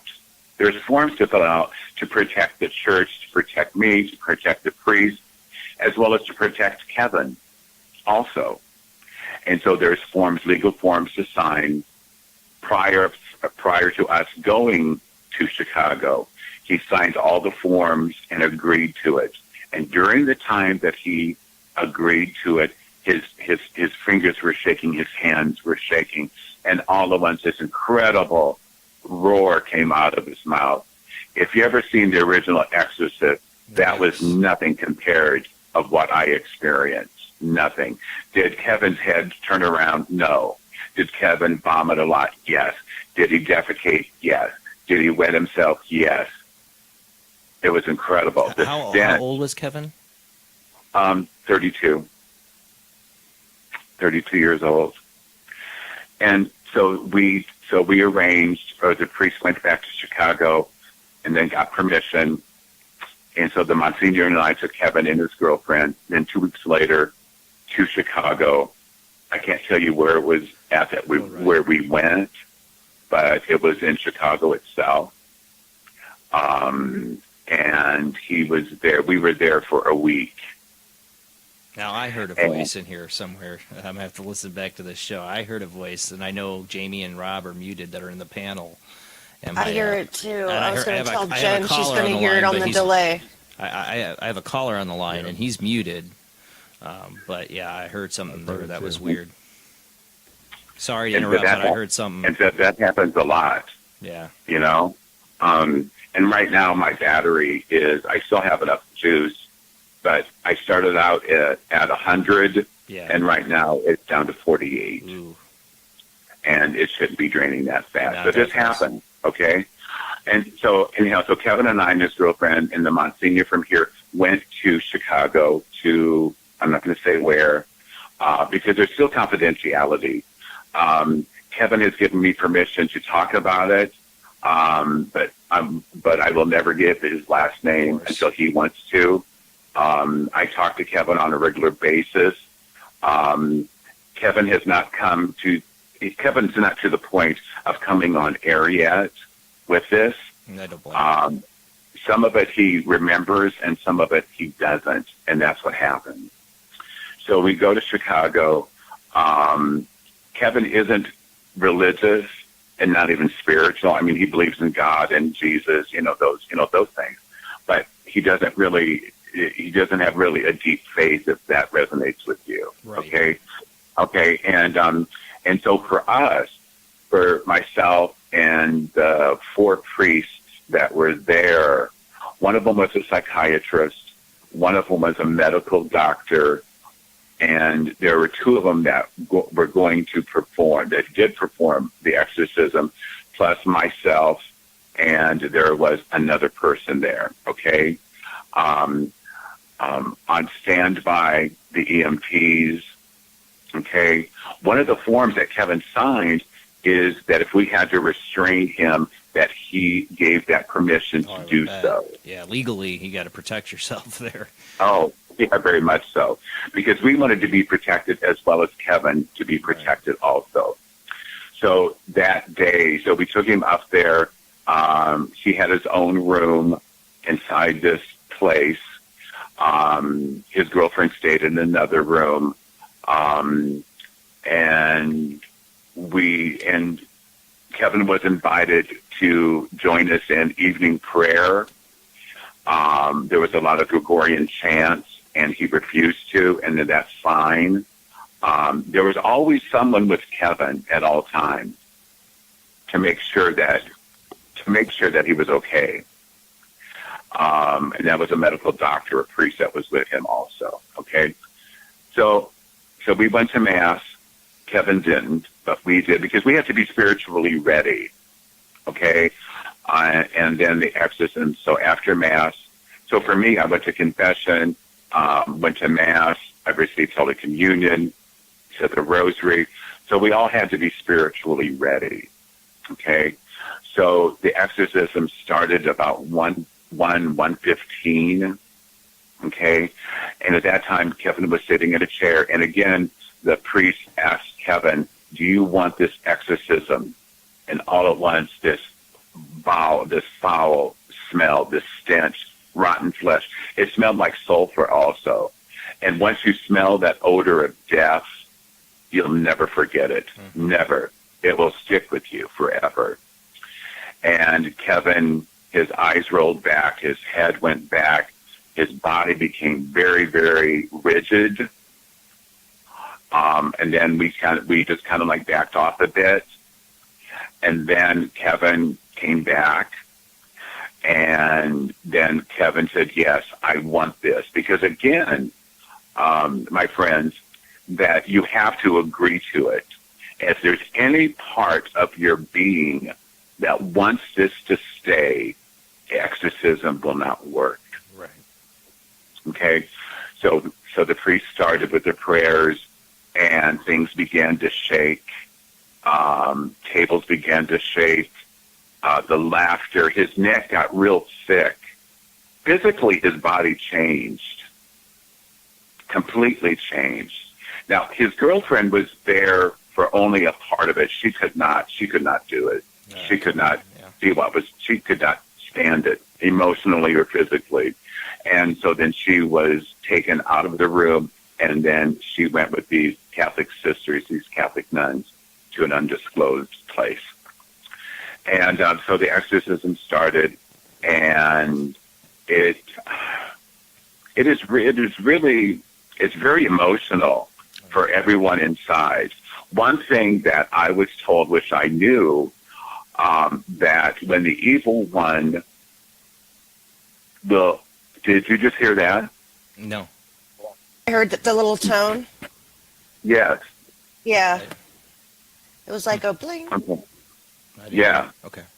I heard like three of them, kind of like bum, bum, bum, something like And that. while you've been talking, there's like two women's voices going like, blah, blah, blah, blah, blah, blah, blah.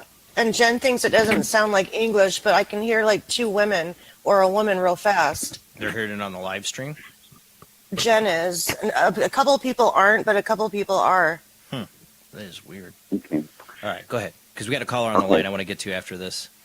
Okay. And so the exorcism started, and of course, like I said, things began to move and such like that. And then the prayers got more and more intense. Kevin started to vomit. Like I said, he started to defecate on himself and those types of things. Kevin's heart rate began to change. Hold on. There is something that just passed outside my window.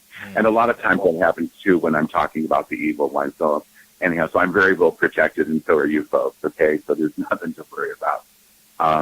But anyhow, so things just begin to change physically with Kevin. And of course, one of the priests there was a medical doctor. So they were always taking his blood pressure and such like that. We did not want Kevin to become dehydrated. So we would stop at certain times. Okay. So he'd get something to drink and those It's types of breathing things. a lot now. I'm sorry. I'm sorry? I can hear the breathing underneath you. They're questioning it in chat. I can hear when you're taking your breath, there's other breathing that's not you breathing. Mm. And just now there was a tick. Did you hear that? Oh, I think that was her hitting her mic. That was the cat okay. jumping down. Okay. Yeah. Okay. So anyhow, so this exorcism, like I said, it lasted days. Okay. And the howls, the sounds, the evil one started to attack me about me being gay, about my first experience being gay. And then what you do is that you just try not to focus on that, but being human, we want to respond to that. Yeah. Okay. And what's even more difficult, you want to respond to that emotionally. And you want to respond to that. And your mind is saying, your mind is saying all sorts of things. And the evil one can read your mind. And that's what's creepy about this, about exorcism, is just the fact that the evil one knows everything that's going on with everybody there inside. He knows everything that has happened in your past. Everything. All the Knows the how good, to the push your bad. buttons. Right. And so that's what happens because the evil one is trying to get us off of Kevin, our focus off of Kevin, and then to focus on ourselves. And that's the worst thing that you can do. Okay? And so it got to a point where the evil one, was just attacking me savagely. And I felt a lot of heat. And so I had to leave the room several times. And the priest asked me to leave also. And so I did. And then I would come back and I would stand in the corner and I would say the rosary. Okay. And so during this time, there was some priests saying some prayers and then other priests were answering these prayers. Okay.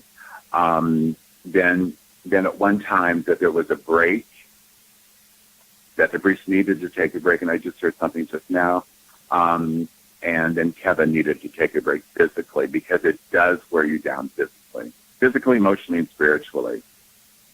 And so then after an hour or so, and then they came back and began again. And most people think that people just kind of like leave off of where they stopped. But basically, the exorcism, there's two of them that I've been involved in, that then you kind of like begin it again. Yeah, you have to start all over. Yes. And one thing that's most important is that you have to find the name of the evil one. What is inside the person? If you get that name, then half of the battle has been won already. Right. And just now, I just heard that just now. I don't know if you did, but I just did. said right. It's If kind you of heard me. kind of like a flutter. Is that you? I just said right when you were saying that you have to get the name. I've heard that. Okay. I don't know if that's what you heard me saying that. I heard like a fluttering sound.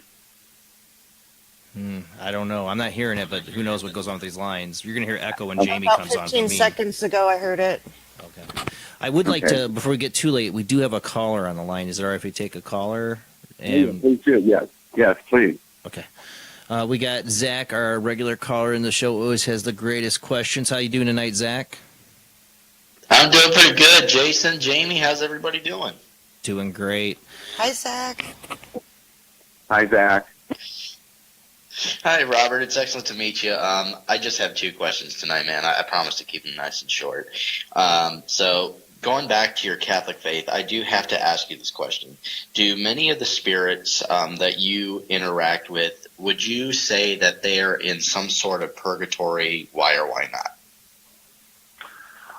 Do I believe in purgatory myself? Yes, I do. Do I believe they're in purgatory? No, I do not. No, I do not. I think a lot of times the spirit is stuck, and for some reason they don't want to leave. It could be because they are so used to, or if there's a connection, a real deep connection to a place where they're at. Okay, and so we have to convince them that there is a better place for them to go to. Does that answer your question?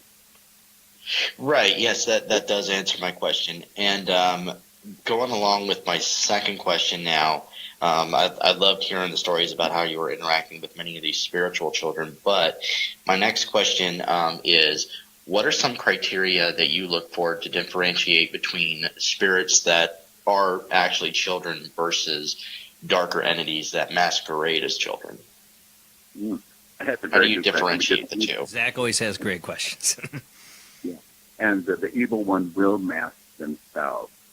What I feel, psychically, what I feel if it's a child or it comes to me as a child, I can tell the difference because I know the evil one. We know that he's the king of liars, liars of liars, and I know that he will mask himself as many, many things, And right now there was a tick at my window, and there's nobody here but me, physically.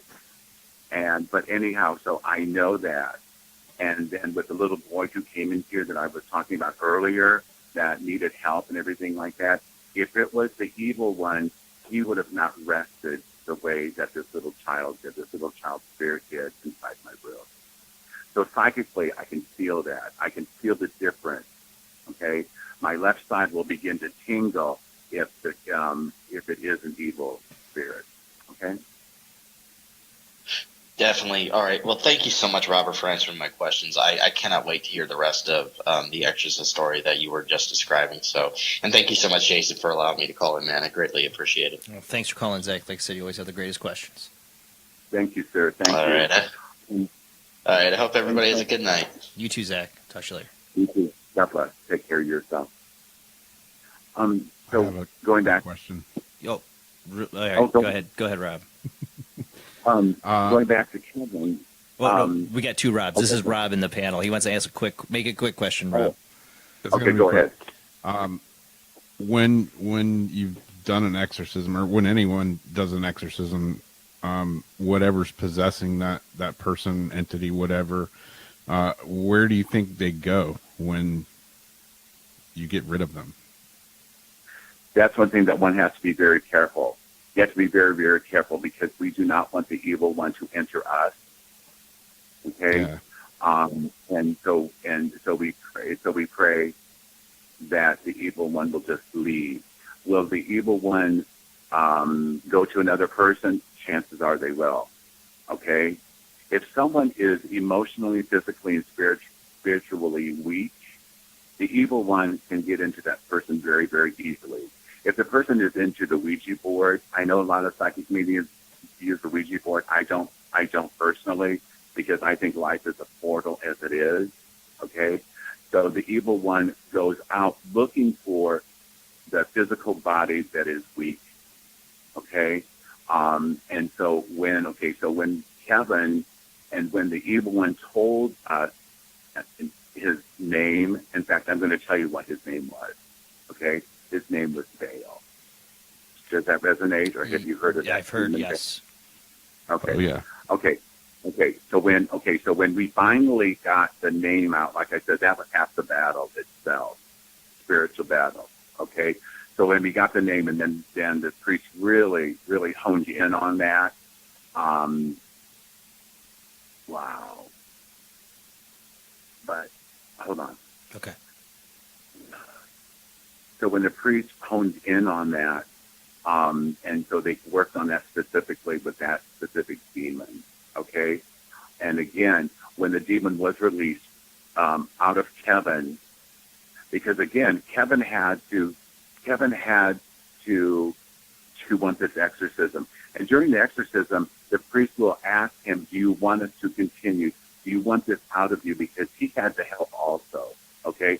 The priest can do his part, okay?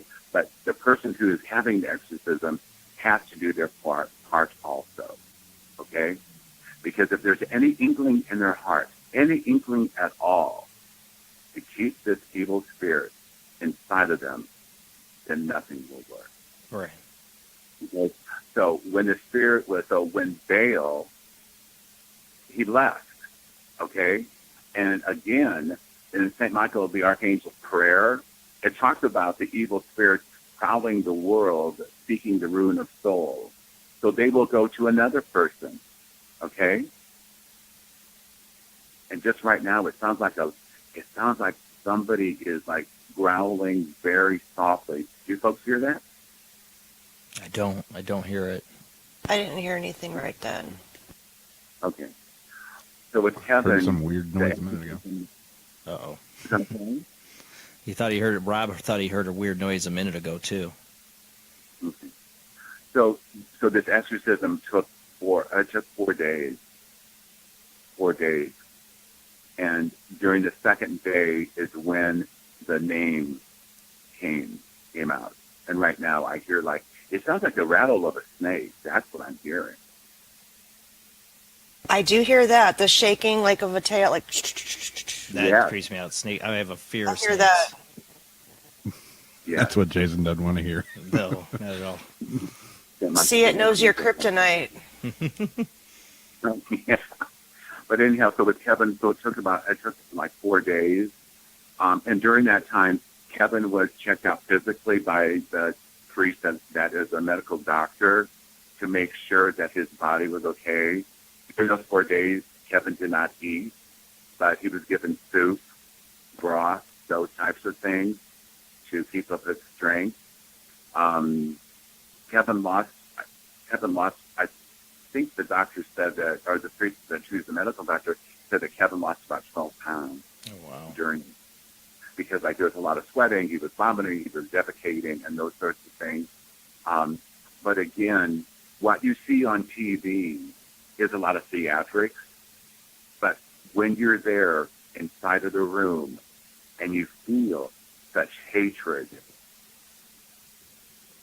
do you hear that noise now? That was me. I had a little like gnat bug on my mic thing, and it drove me nuts. I killed it. So that was me. Okay. Sorry. And it's okay. So physically, Kevin lost a lot of weight, but when he was totally free of this demon, the room changed completely, and the air became sweet again. If that makes sense to you or resonates with you, the air changed completely. I've heard people say that they smell the roses usually. A lot of times they do. A lot of times they will smell roses or lilac. Mm-hmm. And a lot of times, whatever the person likes, like flower-wise, that a lot of times they will smell that will come into the room. Okay? And again, knowing that the evil one is such a liar, just because a person may physically think that it is over and done and Kevin is better, there is a waiting period. And like right now, do you hear that noise? I'm not. Okay. It sounds like a flutter. That's what I'm hearing. Like just now I heard that. I just But heard something now. I did hear that. Yeah, I heard that too. Okay. So anyhow, so after 4 days, Kevin was fine. Okay, spiritually and physically. Emotionally, it has taken Kevin a while because, like I said, he remembers part of it and some of it he doesn't. And by the grace of God, we are happy that he doesn't remember some of it. Right. Okay? But once possessed, there's always that opportunity. There's always that chance that he can be repossessed. So so Kevin has changed his life completely. He has. Kevin is a different person, completely different. What do you think brought on the demonic possession for Kevin? Kevin had dealt with the occult. Kevin, in younger years, played a lot with the Ouija board. I figured you were going to say something along those lines. And also that he was high and drunk and all those things, when he was playing with Ouija board with his friends. When he was a teenager, he would self-mutilate himself. Okay? And so there was that aspect also. But after the psychological testing, that they deemed him psychologically well. Okay? But this portal that he had opened, that a lot of people who play with the Ouija board, if they don't know how to close the darn thing, then it stays open. And with Kevin it did. Okay? And using the drugs they used and the booze and all that combination together, it was just a perfect storm. Yeah, but it's a lot of teenagers are doing exactly that for many years and still now. Teenagers are experimenting with drugs. There are emotional crises for teenagers at the time, and it's like, let's play with the Ouija board.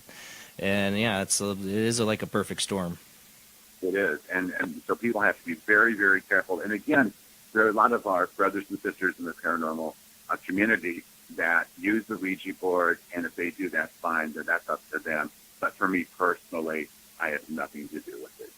I don't, not at all. But Kevin and I talk like once a month, twice a month. If I don't hear from Kevin, then I call him to make sure that he's okay, if he needs anything. And so Kevin is doing very, very well, very well. And again, I could go into gruesome things of what went on inside of the room. But again, the gist of any exorcism is to bring this person whole again, physically, emotionally, and spiritually. Not religiously, but spiritually, okay? And again, people want to know, well, did his head turn around, or did he do this, or did he do that, or whatever? And that's not important. The important thing is that Kevin now is completely whole. Does he have to continue to work on himself? Of course he does. Of course. Because just because you're exercising once doesn't mean that because there's that possibility, always that possibility, that he can be possessed again by even a stronger demon. Yeah, I've heard too with people that have read too, because I've always had an interest in exorcisms and the possibility, the people being demonically possessed. I had my own dark experience. I've talked about it plenty of times on the show, and we'll get into. I don't know if it was demonic or not, but I had my own dark experience. So I believe in the reality of evil and evil spirits, and that there could be something demonic that can possess you. But you hear that a lot of priests that do deal with this, they're doing exorcisms. They call what, like you said, the vomiting or the stuff. People are like, did he levitate or turn his head or do these crazy things, or things move in the room, that the priests try to ignore it. That it's all parlor tricks of the devil. That they even some priests that bind them from doing it. Right. And there's even a point where when you see something move in your room, in this room that Kevin was in, and things would shake, like the windows and doors would open up and shut. And you hear different things audibly with your ears. And when the evil one would come through Kevin, and like I said, his neck would get very thick and his eyes would change. His whole demeanor changed completely. It really did. And those howls, once you hear a howl from a demon, you will never forget it. Never. I still don't know what I encountered was demonic or not, but the one thing I remember is it holding me down. You talk about sleep paralysis. Well, I had that, but I had a thing that like physically levitated me off my bed and threw me down. And when it would come to me at night, it had this. It would like this hack. When you say hackle, that's the best thing I can describe it. Like this crazy evil laugh. Mm-hmm. It just will never go away. I mean, I hate talking about it because then I hear it in my head and. Right. Yeah. And so with Kevin, like I said, Kevin still continues to work on himself. But like I said, he is doing much, much, much better. He really is. He is a different person. And even his girlfriend said that he's a different person. And even his own family said that he has changed. He's changed so much. Did he turn to the Catholic faith after that, or any other faith? No. I know that he goes to church, not often, but a person doesn't have to go to church to believe. Right. Okay? And Kevin loves nature, and it's not that he's a tree hugger, which would be okay, but he's not. But but he's really in touch with nature and stuff like that. So he tells me that that's his church, and that's fine because I believe that God creates everything. Okay.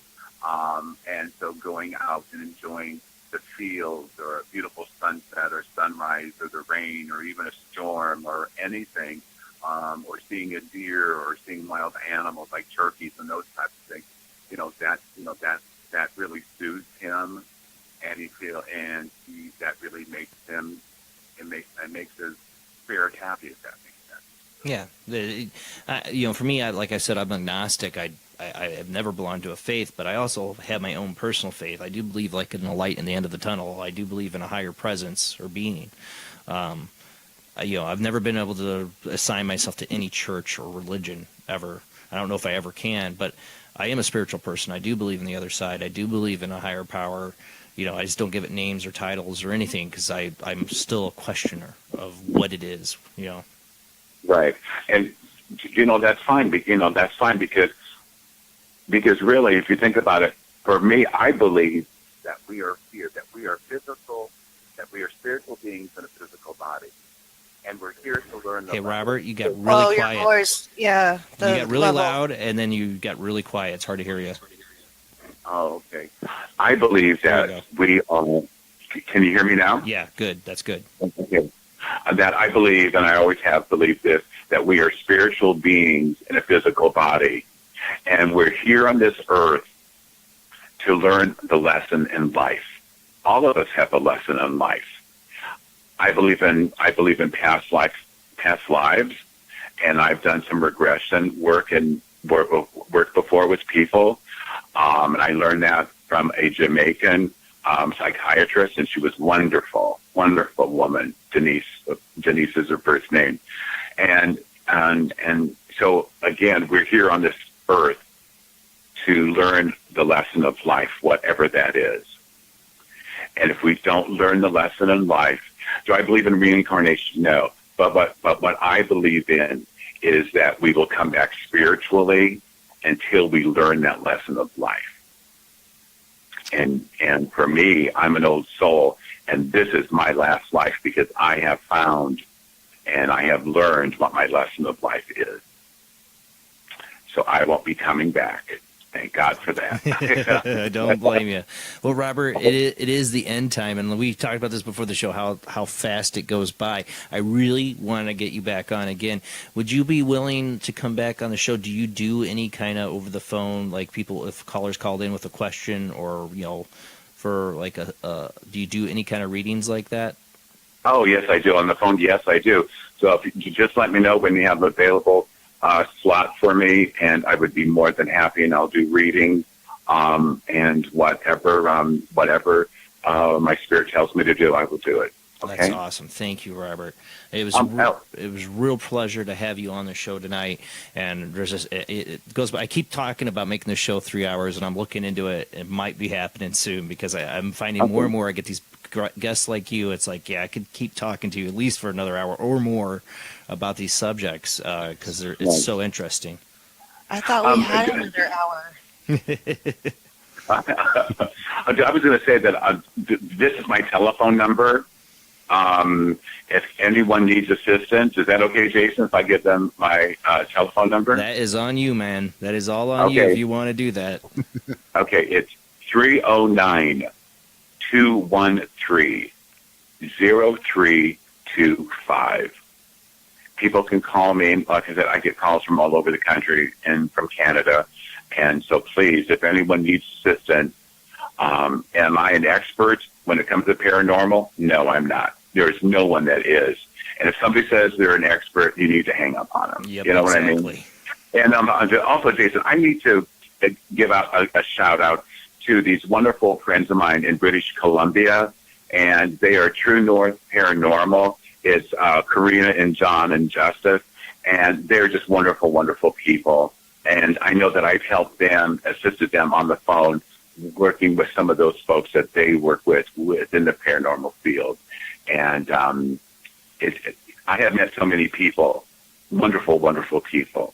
And so if anyone needs assistance, please give me a call. My phone is on 24/7. If I don't get back to you right away, just leave a number or text me, and I will get back to you.